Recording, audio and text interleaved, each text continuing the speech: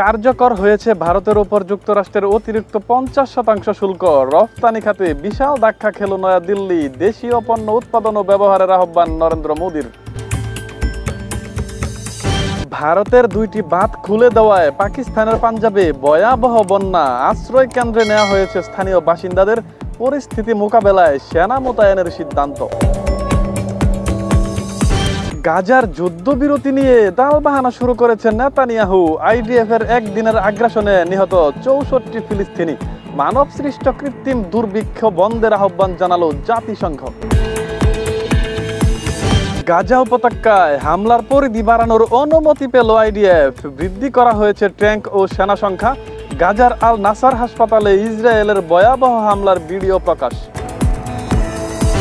ইউক্রেনের সঙ্গে শান্তি চুক্তি না হলে রাশিয়ার উপর অর্থনৈতিক নিষেধাজ্ঞার হুমকি ট্রাম্পের। যুদ্ধবিরতি হলে জ্বালানি নিষেধাজ্ঞা শিথিলের ইঙ্গিত দিল মার্কিন প্রেসিডেন্ট। ভয়াবহ বন্যায় দিশেহারা ভারতের জম্মু কাশ্মীর। এখন পর্যন্ত নিহত 32, নিখোঁজ অর্ধশতাধিক। শক্তিশালী টাইফুনের আঘাতে ভেঙে চুরমার চীন ও ভিয়েতনামের উপকূলীয় অঞ্চল। আশ্রয়ের খোঁজে লাখ লাখ মানুষ। যুক্তরাষ্ট্রের অপরাধ দমন করতে কঠোর শাস্তির হুঁশিয়ারি ট্রাম্পের। হত্যা মামলায় মৃত্যুদণ্ডের বিধান রাখার নির্দেশ।